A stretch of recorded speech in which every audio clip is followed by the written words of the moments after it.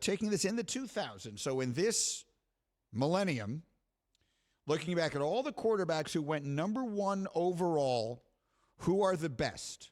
And I just want to mention for the sake of discussion that I am taking out of the conversation Joe Burrow and Kyler Murray because it's just too soon.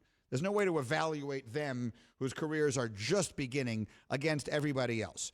So they don't count for the purposes of this. I'm not putting them on the list. Number 5. Number 5 is Matthew Stafford, who is currently 16th all-time in career passing yards and passing touchdowns. He was the fastest player ever to 20,000, 30,000, 40,000, and 45,000 career passing yards. He played for a Detroit Lions team. I'm going to make up a stat now, but I think you'll understand what I mean. In the 12 years he was there, I think they had a 100-yard rusher 3 times. I know that that's an exaggeration, but not that much of one. No team has been more pathetically dependent on any one player than they were all that time on Stafford. So the question on Stafford is he a good player or is he a great player on terrible teams? I firmly believe he is the latter, and I think he will prove it in L.A. I put him at number 5 on the list. Number 4. Number 4, I put Michael Vick. Michael Vick led the Falcons to the 2004 NFC Championship game. He was then the 2010 Comeback Player of the Year in Philadelphia. He was the first quarterback ever to run for over 1,000 yards in a season. He has the all-time record for most rushing yards by a quarterback at over 6,100 yards. Lamar Jackson will shatter that at some point soon. But Vick changed the game, changed the sport in so many different ways, and certainly belongs on this list at number 4. Number 3. Cam Newton is 3. He was the Rookie of the Year he came in. He was the MVP of the league in 2015. And, of course, he led his team to a Super Bowl. I really struggled over the decision between Cam Newton and Andrew Luck. I knew one of them would be 3 and the other one would be 2. Cam Newton, I think in the big picture, accomplished more, and of course is still playing, accomplished more than Luck. But if you're asking me, number 2, which was the better player, I think I would go Luck. Luck was the rookie, was actually not the Rookie of the Year he came in. Robert Griffin was.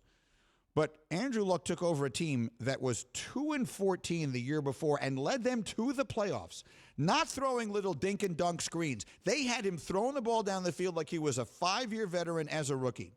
And I'm here to tell you the primary reason I'm putting Luck as high on this list as I am, in fact, I would put him number 1 based on this, is that if he had not been in the situation he was in, not only would he still be playing, but I believe he'd be trending towards being one of the best quarterbacks ever. I think he was that good. The problem is the teams he was playing on were so ill-constructed. The prior general manager, before they got the new guy in there, Ballard, who was so good, was so bad. The hits that Andrew Luck took were difficult to watch. They ruined his career. The Colts ruined his career. He retired at an age that nobody retires when they're quarterbacks because quarterbacks get protected, but he didn't. They didn't protect him, and at some point he just couldn't take it anymore. But the reason I put him higher than Cam and as high on this list as I do is because I think if his career hadn't been ended prematurely, not by injury, but just by ineptitude and frustration, I actually think he would have been number 1. Number 1 on this list. But number 1 has to be Eli. I mean, he's a 2-time Super Bowl champ. He's a 2-time Super Bowl MVP. He's 8th all-time in passing yards. He has the Iron Man streak of the 210 consecutive games, which was only broken up by the ludicrousness of that decision that it was involving Geno Smith at one time. And I think he is actually, in my opinion, underappreciated. There are so many people who love to take shots at Eli, question whether he should even be in the Hall of Fame or anything else. Come on. It's ridiculous. Eli Manning is walking into the Hall of Fame and absolutely deserves to.